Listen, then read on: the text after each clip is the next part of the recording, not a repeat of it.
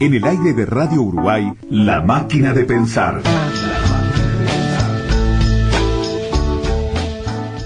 Transmitiendo desde el centro del corazón de la ciudad vieja, dijera María Inés Ovaldía, una ciudad vieja que hace mucho frío y está lluviosa de a rato. Gente, tengo aquí Jorge Pozzi en controles de emisión y lo tengo al flaco Germán en la puesta a punto. Saben que esta semana estaba dedicada, la estamos conversando sobre 300, sobre la batalla de las Termópilas, y ayer alguien me dijo algo muy atinado, de que habíamos estado conversando con Federico Reggiani sobre el cómic de Frank Miller, y claro, que todo quedábamos en la conversación, por supuesto que todo el mundo sabía lo que es la batalla de las Termópilas, lo que es Leónidas, lo que son los 300 espartanos. Simplemente decirles que sí, que esta persona que me dijo tiene razón, hay que aclarar siempre en los medios de comunicación, porque no todo el mundo tiene por qué saber que la batalla de las Termópilas ocurrió en el 480 a.C., que tuvo que ver con la Segunda Guerra Media, la segunda de las guerras médicas famosas, se llaman así por los medos y persas.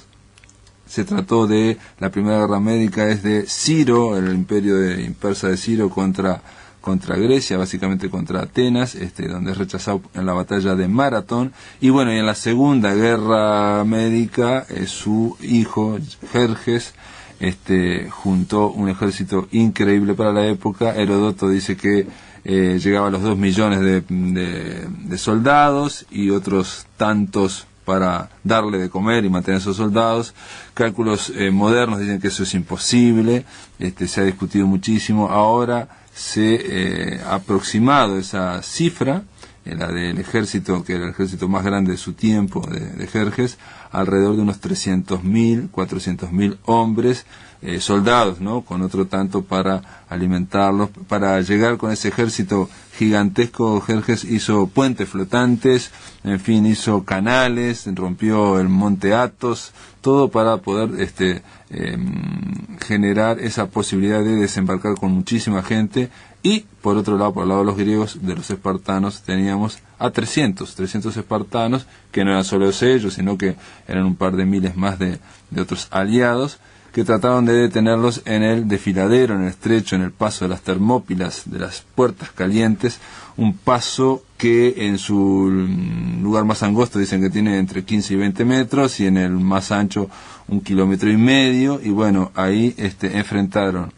No se sabe bien lo de los griegos, no son más, son 300 más alrededor de 7.000 para algunos, 5.000 para otros griegos, contra estos 300.000 soldados, y lograron detenerlo los griegos detuvieron el avance durante 7 días, 3 días de esos fueron en batallas, y Leónidas y los 300 fueron traicionados por un espartano de la vuelta ahí, un Efialtes, que traicionó a los griegos mostrando a los invasores un pequeño camino, un camino de cabras que podían utilizar para acceder a las retaguardias de las líneas griegas. Sabiendo que sus líneas iban a ser sobrepasadas, bueno, Leónidas, el rey de Espartas, despidió a la mayoría del ejército griego, estos miles de griegos que tenía al lado, y permaneció para proteger su retirada solo con 300 espartanos, 700 tespios, 400 tebanos y algunos cientos de soldados más, y casi todos murieron en la batalla última, ¿no? En el tercer día.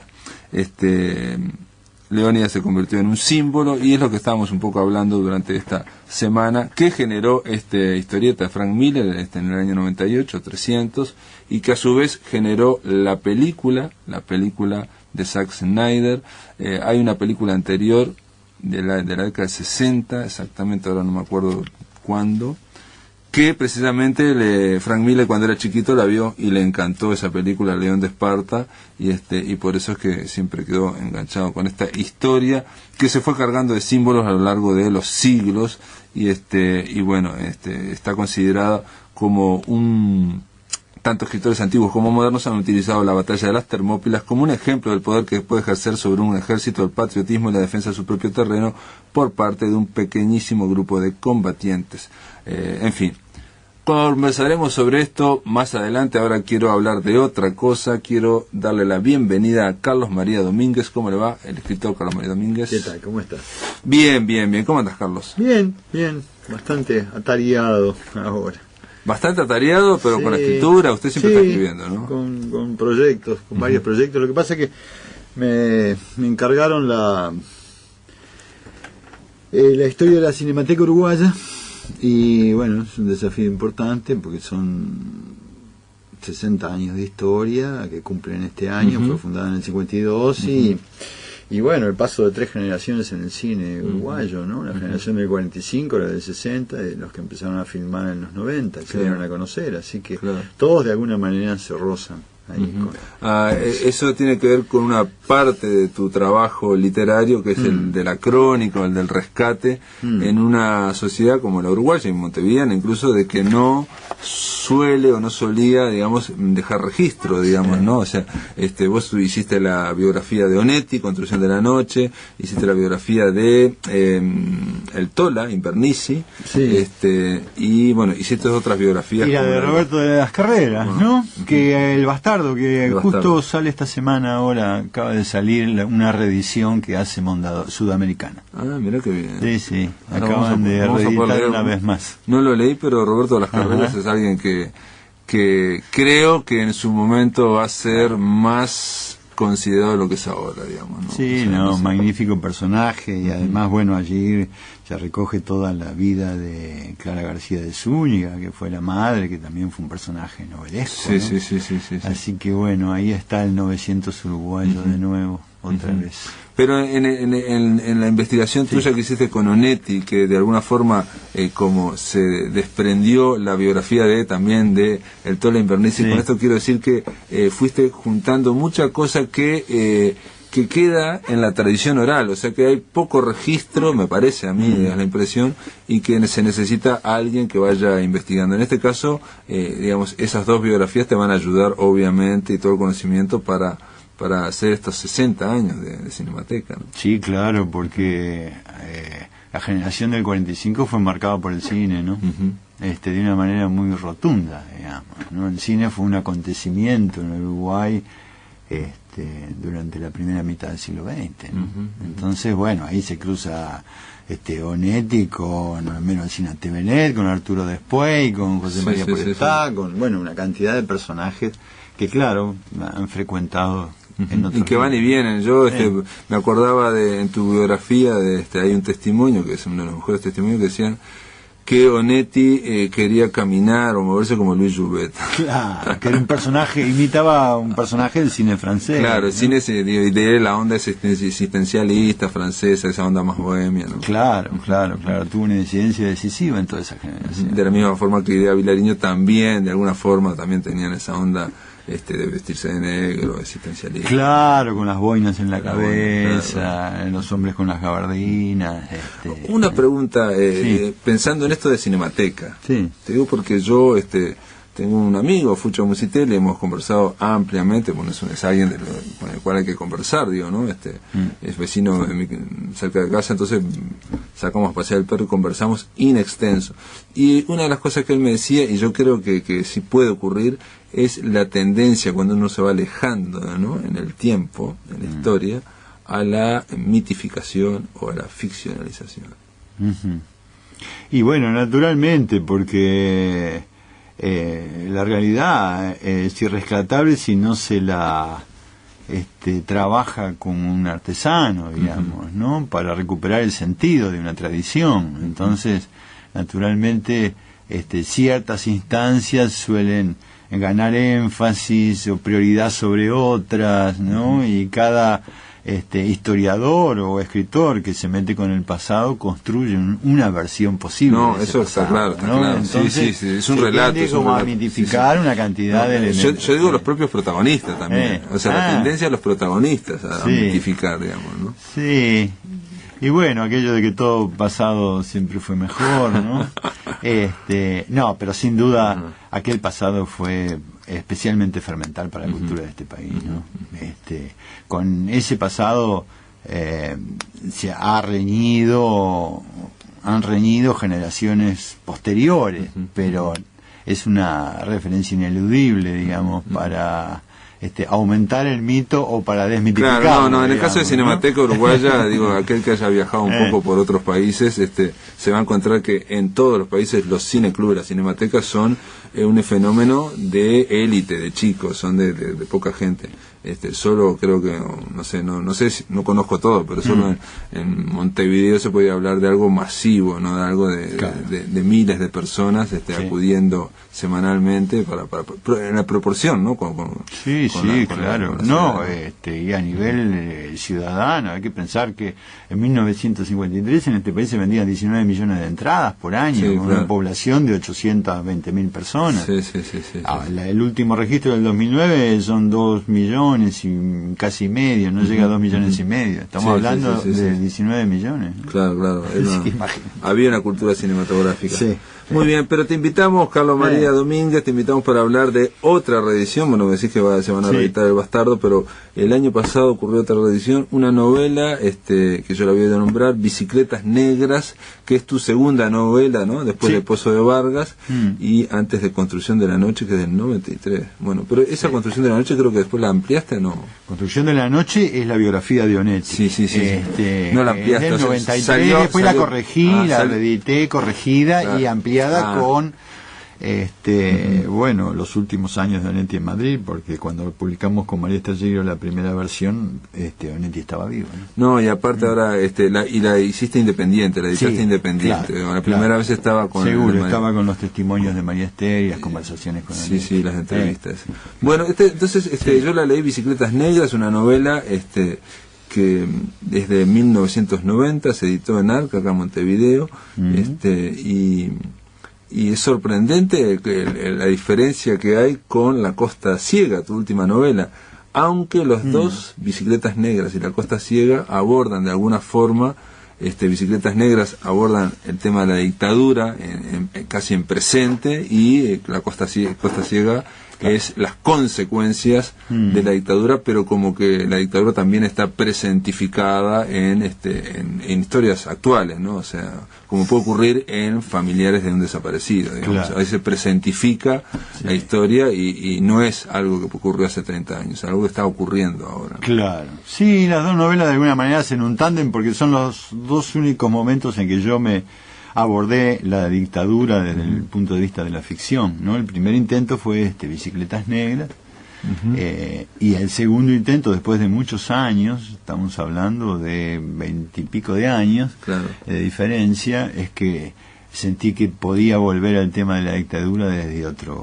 de otra manera, digamos. Lo que ocurre es que acá en Bicicletas Negras estábamos saliendo de la dictadura cuando yo la escribí.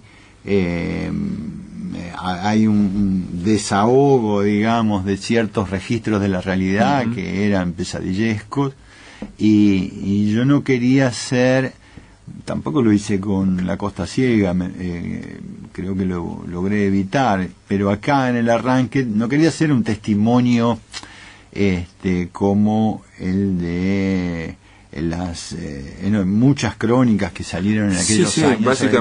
Básicamente, digamos, toda la literatura que surgió sobre la dictadura estaba, por un lado, teñida por el testimonio, que es lógico, ¿no? Y en esta, en Bicicletas Negras, hay algo de testimonio, digamos, pero lo que me sorprendió a mí, y que creo que no fue tan frecuente acá en Uruguay, no leí todo yo, para decir que abordar la dictadura con humor y desde el punto de vista del absurdo, o sea, para hablar de algo que fue real, digamos, que fue, en vez de no construir un documental sobre eso, sino generar una obra del teatro del absurdo, por decirte. Es un registro, muy grueso, ¿no? Para mí, yo siempre lo viví como un registro expresionista, ¿no? Exacto, de la realidad, ¿no? Es decir, me parecía que el realismo estaba como invalidado por la enorme monstruosidad con que la realidad se había expresado en aquellos años. Entonces había que buscar desde el punto de vista estético otro camino para dar cuenta de esa experiencia del extrañamiento de la realidad, ¿no? que se produjo en quienes permanecimos esos años bajo el régimen, ¿no? De los llamados años de plomo, ¿no? Entonces esa idea de que la realidad se expandía como una sustancia elástica, casi como una gelatina lebreriana, sin mostrar sus límites, incapaz de ramificarse en experiencias muy pesadillescas y muy locas, ¿no? Bueno, me dieron la idea de que, bueno, para dar cuenta de ese extrañamiento tenía que elegir un camino como el que sigue la novela, que es el de un trastocamiento del orden de la realidad para dar cuenta de los sentidos que se estaban jugando ahí, ¿no? Para un poco para bajar a tierra esto, digo, en Bicicletas Negras, solamente para dar debe su título Bicicletas Negras a que precisamente en esa Buenos Aires pesadillesca, esa Buenos Aires ocupada, ¿no? Como un París ocupado, ¿no? Una Buenos Aires donde era peligroso andar de noche, uno identifica inmediatamente la dictadura, pero aquí lo que ocurre es que cuando estás en la parada de ómnibus, de repente pueden haber unos individuos que son vestidos de negro, que andan en bicicletas negras, y de repente empiezan a rodear a alguien, empiezan a rodearlo, y de repente lo detienen, se lo llevan, desaparece. Sí, la imagen es muy típica de lo que significaban en Buenos Aires los Ford Falcon, en los que andaban los servicios y los parapoliciales, ¿no? Andaban en Ford Falcon verde, era común verlos atravesando el tránsito con metralletas afuera de las ventanillas, ¿no? Entonces esa experiencia, que andaban como tiburones por la ciudad, en la novela se traducen en estos individuos que se desplazan en bicicleta y son capaces pero eso es humorístico, tiene un toque de humor, uno lo lee y empieza, me hace acordar un poco, la novela comienza con un tono que muy onetiano, es un tipo que está con su mujer, está muy mal, fumando, muy mal, muy onetiano, pero de repente enseguida a las 2 páginas se va de ese tono y comienza a irse hacia otra cuerda que también, hablando como estamos hablando acá, ¿no? Me hizo acordar el humor ese casi involuntario que tenía Roberto Art, ¿no? O sea que de hablar de cosas en serio, de conspiraciones, pero en bicicleta. Claro. Sí, o de personajes perseguidos en un hospital de niños, o de la desesperación de Seltzer, ¿no? Un individuo que se ve condenado a vivir en un edificio que lo están demoliendo. Claro, ¿no? que se va destruyendo. Bueno, ahora, eso sí no es de Roberto. Eso agrega una cuota más grande de surrealismo, digamos, a la novela, porque alguien que está viviendo con su familia, todo amontonado, mal, de una forma mal, y de repente abrís una puerta y se va al vacío. Sí, se va al vacío. Pero eso que es surrealista está dado por el orden de realidad, claro. En gran medida. Porque esa es una imagen deudora de lo que fue la demolición de los edificios para construir las autopistas bajo la intendencia del coronel Cacciatore, en plena dictadura, que demolía los edificios. Uno iba por la ciudad y veía los interiores de los edificios cercenados por el medio, los empapelados, todavía los lavatorios puestos en un pedazo de baño, esa fragmentación me parece que era realmente muy ilustrativa de este extrañamiento de la realidad, ¿no? Hace un par de semanas estuvimos hablando acá en La Máquina de Pensar, dedicamos toda la semana a Kafka y a la política, ¿no? Y muchos autores en su momento se plantearon una y otra vez si Kafka era realista o no, porque parecía que no lo era, y todo su vínculo con la política. A posteriori después se dijeron, no, la verdad que Kafka prefiguró o lo que fuera, pero incluso hay un famoso crítico marxista-leninista, Lukács, que planteaba que Kafka era que era del orden de lo fantástico, no sé qué, hasta que fue confinado dentro de la Rusia stalinista, y una de las cosas que le dijo a su mujer era: Kafka era realista, ¿no? O sea, lo que le pasó es ahora descubrió que ese extrañamiento, esas cosas tan raras que pueden ocurrir dentro de una dictadura o dentro de un estado totalitario, donde la realidad empieza a modificarse porque los que mandan empiezan a decir cosas o a mandar cosas absurdas. Sí, claro, en la novela, en Bicicletas Negras, lo que a mí me parece que queda de alguna manera expreso es esa coincidencia entre el sistema pedagógico y la estructura del terrorismo, por ejemplo, ¿no? Es decir, ese lenguaje con que todos hemos conocido al pasar por los liceos, ¿no? Sí, del examen, secundario, en el examen, y bueno, coincide con una estructura de terror, ¿no? Porque ya estábamos educados en una estructura de terror.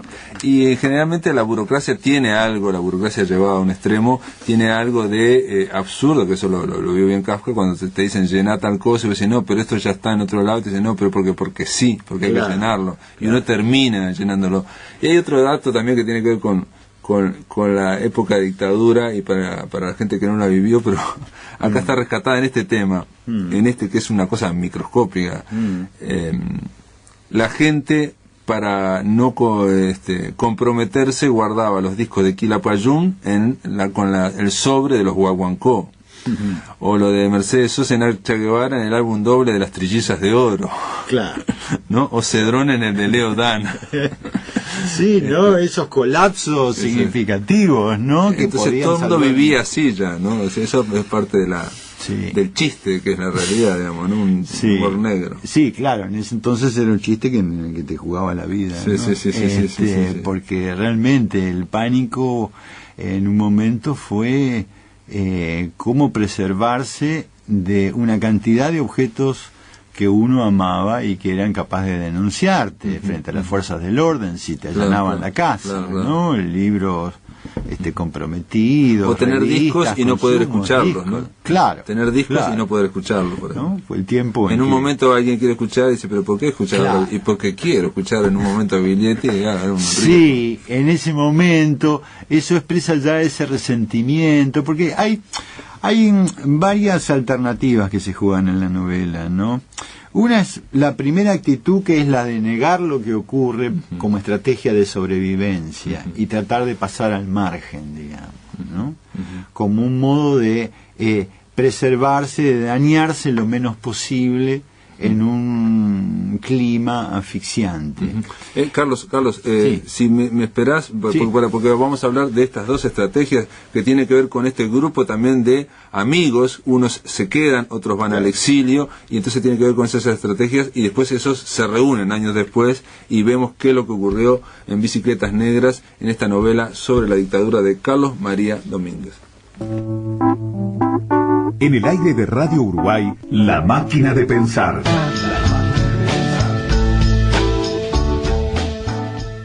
Continuamos aquí en La Máquina de Pensar, conversando con Carlos María Domínguez. Estamos hablando sobre la reedición de su segunda novela. Es una novela que fue escrita o publicada en el año 90 y que ha sido ahora reeditada en el 2011, el año pasado, hace unos meses. Bicicletas Negras trata sobre esta aproximación a la dictadura argentina, pero en realidad es la dictadura uruguaya, también rioplatense, esos años de plomo, y tiene que ver con un grupo, unos amigos, que algunos son pareja, que fueron, digamos, que cayeron sobre ellos, cayó el peso de la historia. Unos se van al exilio, digamos, otros se quedan, y vos hablabas antes de la pausa de que ellos tratan de presentar frente a ese absurdo que les presenta la realidad, ¿no? Por un lado el autoritarismo, la violencia, y por otro lado las cosas absurdas que ven, por ejemplo el tema de ir caminando y que te sigan. En parte me acordé de la novela también, hay unos tipos abajo, ¿no? Que hay también un toque un poco humorístico, negro, ¿no? De parte de protagonistas que no están implicados, digamos, entre los dos bandos, para hablar pronto y mal, ¿no? Entre los militares o los montoneros, los guerrilleros, sino que son gente de izquierda que ve cercenado todo su futuro, ¿no? Claro, sí, que quedó atrapada en el medio, ¿no? Y que tiene que aceptar el sistema de vigilancia como integrado a la cotidianeidad, ¿no? Allí había que vivir sintiendo que te vigilaban, ¿no? Y sabiéndose culpable de ser de izquierda, por ejemplo, ¿no? Claro, con más pruritos y cuidados y miedos, digamos. Pero yo decía que hay en la evolución del personaje estrategias distintas. El personaje principal, que se llama Tomás, estrategias distintas, primero para refugiarse sobre la vida familiar como una manera de protegerse y salir lo más indemne posible de una situación caótica como aquella, ¿no? Que a esto se le suma, perdón, la opresión económica, digo, sí, ¿no? Porque claro. estamos hablando de algo que no siempre se sabe o no siempre se tiene en cuenta, que además de la dictadura había en estos países una crisis económica muy complicada, claro, ¿no? muy fuerte, y inflación, estos son personajes que viven al borde de la pobreza, claro. Es esa caída libre de la clase media hacia la proletarización o hacia directamente la marginación en que cayó grandes sectores de nuestras clases medias en esos años, ¿no? Y entonces, bueno, estos están peleando por no caer, ¿no? Y esa estrategia primera, claro, paga el precio de que, no enterándose de lo que ocurre, es muy fácil caer en las redes de lo que ocurre, digamos, ¿no? Eso domina toda la primera parte de la novela, hasta que el personaje hace una evolución que lo lleva hacia la segunda parte, en la cual, no, ahora quiere saber, pero querer saber es volverse loco, ¿no? Porque la realidad adquiere formas monstruosas. Entonces, en esa oscilación no había forma de estar a salvo de lo que ocurría. ¿Y por qué sería que conocer la realidad era una forma de volverse loco? Porque está muy claro al principio que si vos él quiere negarla, quiere estar solamente con su familia, con su hijo, su bebé, y tratar de buscar el mango para poder comprarse unos zapatos, por ejemplo, ¿no? Pero en ese momento ve cosas que no entiende y no las quiere entender hasta que lo empiezan como a involucrar. Claro. Un tráfico de órganos, un hospital, cualquier cosa esa. Queda involucrado.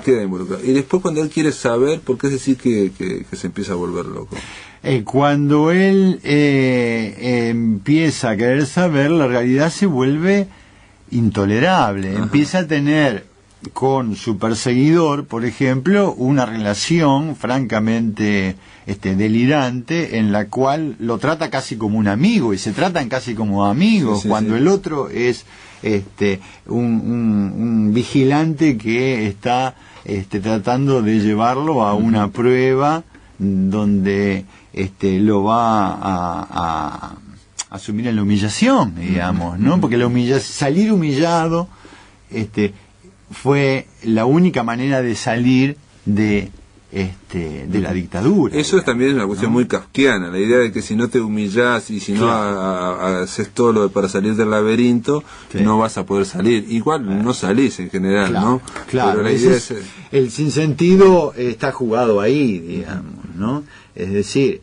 si vos estabas comiendo en la mesa, cenando, y si por fin después de laburar llegás a tu casa, estás con tu mujer, en la radio pasan que mataron a 5 tipos, de los cuales vos conocés algunos, es probable que no puedas seguir comiendo, digamos, ¿no?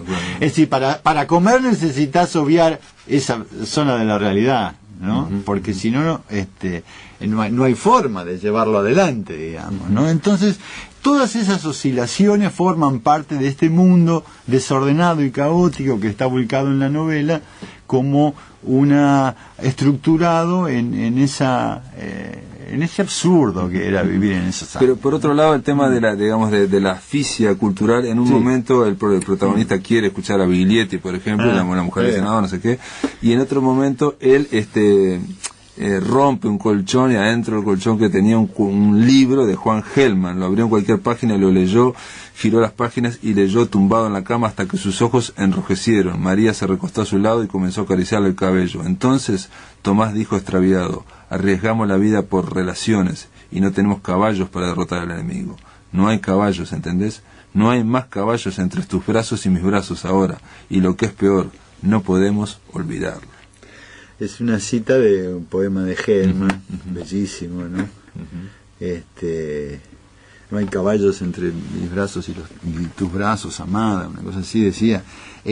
Y claro, es decir, esta gente que había preservado como señas de identidad las cosas que amaba, durante los años de la dictadura se les empezaban a vaciar de sentido, ¿no?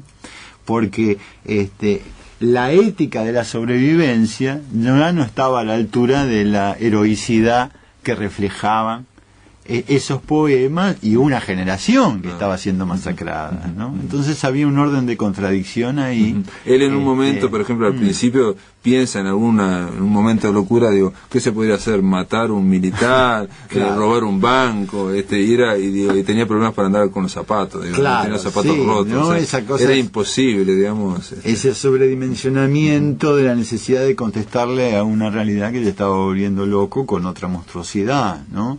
Sin embargo, uno de los elementos más misteriosos que nosotros heredamos de esos años es que no haya existido ni un solo caso de venganza personal de tantas familias dañadas por personeros de la dictadura. Sí, ¿no? por el terrorismo de Estado. Es curiosísimo, curiosísimo que no se haya producido ningún caso de eso, ¿no? En este caso el personaje estaba a punto de, con mucho deseo de cometerlo, digamos, sí, pero ¿no? era un plan teórico, ¿no? O sea, estaba parte de su digamos, de su conflicto interior, ¿no? O sea, son pensamientos a nivel interior que lo conflictuaban con la realidad. Sí, lo mismo que lo de Biglietti cantando Desalambrar. Escuchar a Desalambrar en plena dictadura era una cosa muy rara, digamos, ¿no? Era del orden de lo heroico, digamos, podía ser del orden. Claro, pero en ese momento, teórico, ¿no? en ese momento estaba como vaciado de contenido, digamos, parecía una cosa, una utopía lejanísima. Claro, ¿no? claro, Entonces, sí, el personaje se resiente con él. ¿Para qué querés escuchar a Biglietti y no vas a desalambrar ningún campo? Ni medio metro. Y decime, Carlos, vos escribiste esto hace mucho, en el 90, es una idea de alguna forma saldar cuentas o de tratar de recrear o tratar de generar arte a través de esa experiencia de la dictadura, que hace 2 años sacaste La Costa Ciega, que era el mismo intento también. ¿Cómo lo ves ahora a raíz, digamos, de todo lo que estamos viviendo acá en Uruguay, lo que ocurrió la semana pasada con Juan Gelman, con Macarena Gelman, el hallazgo de un tercer cuerpo, se están dando cosas, un proceso ahora en el 2012 que de alguna forma presentifica también eso? ¿Cómo lo ves, cómo lo vivís? Sí, y bueno, yo creo que un poco La Costa Ciega está reflejando o intentó reflejar en parte lo que es la herencia de la dictadura para las nuevas generaciones, ¿no? En el caso del personaje de la chiquilina que escapa de la casa de sus padres, que son una gente progresista de izquierda, pero que ya no entiende el lenguaje de la generación dañada durante la dictadura, ¿no? Todos esos conflictos permanecen. Yo creo que el Uruguay está a su modo saldando lentamente ese pasado, pero todavía, claro, desgraciadamente hay ese pacto de silencio en el que se han mantenido los militares uruguayos. Deja enormes bolsones interrogantes acerca del destino de muchos desaparecidos, que no es una cosa que dependa de la voluntad, es de la condición humana insistir hasta averiguarlo, ¿no? Entonces ese tema va a permanecer, ¿no? Y nos va a ir dando sorpresas, ¿no? Yo creo que la actitud del presidente en su compromiso con Mujica, en su compromiso con la Corte Interamericana fue un paso correcto, digamos, ¿no?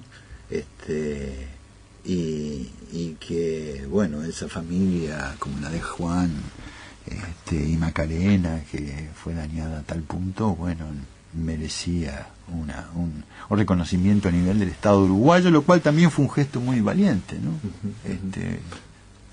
Pero es un tema que va a traer mucho más novedad, me parece a mí, documentos nuevos, este trabajo terrible que hacen los forenses buscando los cuerpos en los batallones, bueno, van apareciendo hueso a hueso.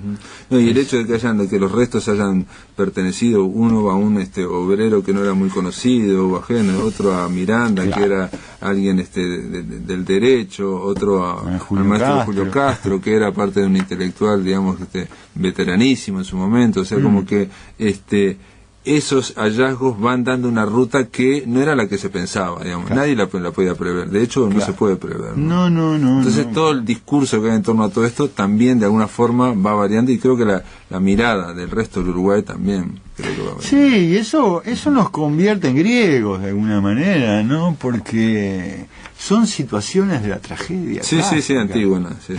¿No? Sí. Y bueno, estamos enfrentados a eso, ¿no? Está bien. Nuestra condición uruguaya coincide con el origen de la cultura. Exactamente. Bueno, muy bien.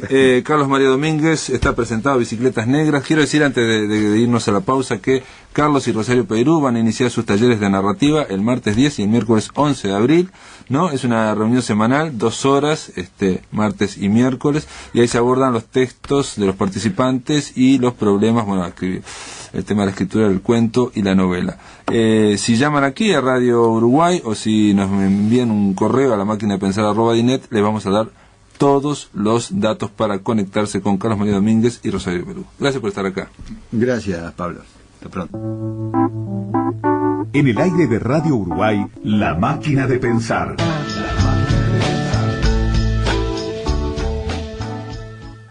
Muy bien, ahora en este tercer bloque le vamos a dar la bienvenida al crítico de cine y psicólogo Andrés Caroberta. ¿Cómo andas, Andrés? Bien, Pablo, ¿cómo estás tú? Bien, Andrés. La idea era conversar un poco, aunque sean unos minutos, sobre lo que sería esta película, la adaptación, la transposición del cómic de Frank Miller, 300, a esta película de Zack Snyder, este hombre que es un hombre muy polenta, digamos, o sea, que le gusta mucho la acción en sus películas. Y nada, para ver cuál es tu visión de 300, de esa película. Sí, es una película que ha generado mucha controversia. Se ha dividido, se ha polarizado la opinión, incluso entre los críticos, entre aquellos que se han casi fanatizado con ella y la han generado como cine de culto, a otros que realmente la rechazan profundamente. Aquí quizás habría que aclarar de un poco, digo, capaz que todos sabemos, pero el tema de lo que es la categoría una película de culto. No siempre una película de culto es la que tiene la mejor crítica o la considerada mejor a nivel académico. No, totalmente. Muchas veces se da hasta lo contrario. Es decir, películas que son clase Z terminan siendo con el tiempo cine justamente de culto, porque aparecen, grupos de admiradores que se fanatizan con esas propuestas. La película marca un tiempo también en el cine norteamericano, y que yo la he titulado siempre como el cine de la era Bush. Es decir, durante el reinado de Bush se fue generando un cine militarista, un cine que siempre buscaba un enemigo poderoso a derrotar. Y no te olvides que, por ejemplo, por aquella época aparecieron películas como El Planeta de los Simios, la remake del Planeta de los Simios, totalmente desbordada de violencia, La Caída del Halcón Negro, Día de la Independencia, es decir, una cantidad de películas que apuntaban justamente a la militarización, a la estética de la militarización. Y junto con eso, lo que se da en 300 es la estética de la homosexualidad masculina. De la homosexualidad masculina. De la homosexualidad masculina, con una estética muy cercana a lo que podría ser lo gay, sin llegar a marcarlo. Entonces, por un lado tenemos militarización, por otro lado el mostrar torsos desnudos de hombres, muy seductor en cuanto a su estética. No te olvides además que el trabajo de esta gente fue muy interesante en cuanto a la técnica de, a partir del cuadro del cómic, ir hacia adelante y hacia atrás y realizar el guión justamente cuadro a cuadro, casi idéntico a lo que había sido la historieta o el cómic. Pero además tenemos que tener en claro que, por ejemplo, en los 70 y en los 80 hubo una temática homosexual en los cómics muy fuerte, especialmente hacia la temática gay. Entonces, no tenemos que pensar en cuanto a la propuesta de 300 de una homosexualidad tornándola a una feminización, sino hacia machos, es decir, hombres con hombres. Entonces, un paréntesis, ¿cuál fue la primera pareja o matrimonio gay del cine? A ver si sabes. No, ni idea, che, ni idea. Stan Laurel y Oliver Hardy. Y eso... Si vos empezás a ver con la mirada de hoy las películas de este dúo, vas a ver que estos dos formaban un matrimonio que tenían hasta su propia cama, dormían en la misma cama los dos, con pijama, y lo más curioso es que esto, que era evidentemente un símbolo homosexual, no era percibido por un cine que comenzaba a tornarse cada vez más estricto en cuanto a la sexualidad que se mostraba en la pantalla. Me acuerdo, por ejemplo, que el flaco hacía las veces siempre de mujer en cuanto a limpiar y a adornar todo y sacar las cortinas, en fin. Incluso y el otro hasta... y cocinar, claro. y cocinaba. Incluso hasta vestido muchas veces con algún delantal. Exacto, sí. Y lo más simbólico estaba justamente en que en una época en la cual se empezaba a promover por el Código Hays, se empezaba a promover la separación de las camas, es decir, en las películas tenía que haber camas separadas y no camas matrimoniales, aparecía en 1930 y pico un cine donde dos hombres dormían juntos en una cama de matrimonio. Bueno, cierro paréntesis, ¿no? Sí, pero volviendo a lo que tú estabas planteando, tenemos justamente la unión entre la homosexualidad masculina y la militarización en una temática que evidentemente en la historia nos lleva a la Esparta, donde los soldados estaban formados justamente para formar parejas en los campos de batalla, para ambos protegerse y evitar justamente la desolación. O sea, evidentemente todo se va uniendo. Tanto lo histórico de aquella época, estamos hablando 480 antes de Cristo, a el 2007, que es cuando se hace esta película, ¿no? No, aparte también está el tema del amor entre los griegos. Para los griegos, pero eso no surge, me parece, en la película, porque tiene un rol importante la esposa, pero digamos, para los griegos la mujer era más que nada una reproductora, la madre de los hijos, ¿no? Porque además la esposa de la película y de la historieta es un personaje ficticio, es decir, o sea que es inventado inventado en cuanto a la propuesta de la película, como para generar un hilo argumental. Pero no podemos hablar incluso de los griegos, porque estamos hablando de que en aquella época, 480 a.C., no había una nación griega, sino estaba Esparta, estaba Atenas, y luego había otras ciudades que se repartían entre estas dos poderosas. Entonces, a mí me parece que la película y el cómic van por ahí justamente con una revolución enorme en cuanto a la estética fílmica, es decir, el hecho de apoyarse, como Sin City anteriormente, apoyarse en el dibujo para luego generar el movimiento. No, pero yo por ejemplo, a mí cuando la vi a 300 me gustó, incluso tuve el arranque que me pasó pocas veces de ir a los extras del DVD, y entonces en los extras del DVD estaba toda la película comentada por Zack Snyder. Me la vi de nuevo, y un detalle que él decía, que estaba fascinado, habla de un director que está fascinado con la tecnología, ¿no? Exacto. Entonces él dice en un momento, está fascinado, dice que por ejemplo nunca hubo, estamos viendo siempre, ellos pelean contra miles de personas, o cientos, o son 300, y dice, nunca hubo en el set más de 8 o 9 o 10 personas. Estaban filmados sobre fondo azul y todo lo demás es reconstruido.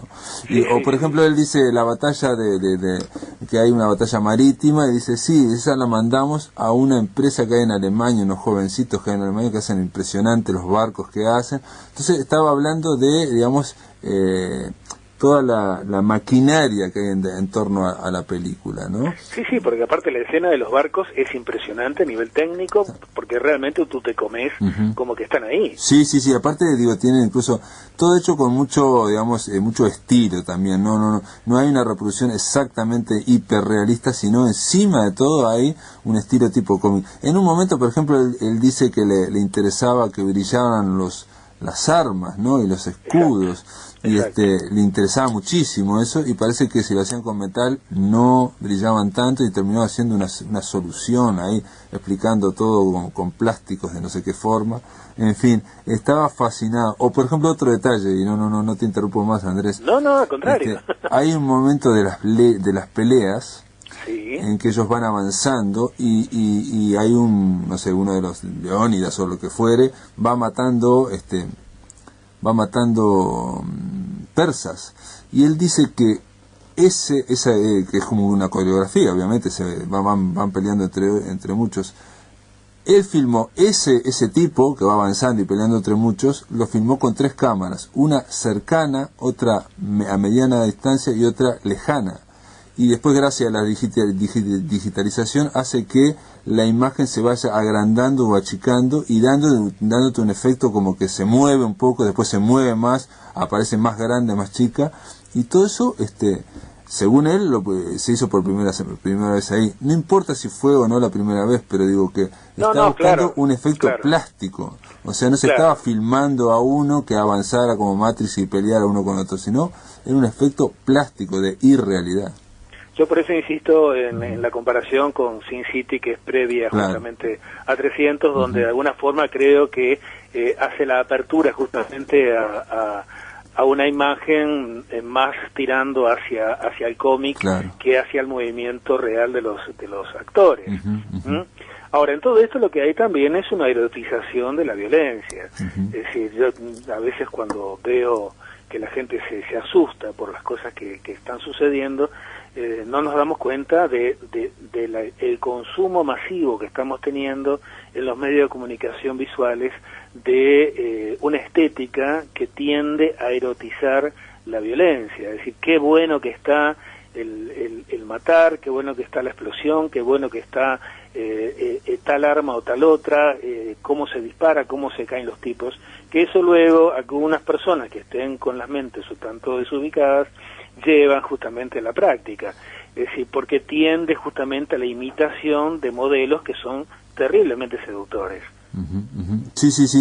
Yo comentaba, y digo, ya nos queda muy poco tiempo, pero comentaba que si hay algo que inspira esta película o que genera esta película es que es el nosotros. Siempre están hablando de nosotros en un nivel casi de unidad, y es lo que a veces puede tentar o puede dar, digamos, no sé si el fascismo o no sé cómo llamarlo, que es la idea de la comunidad.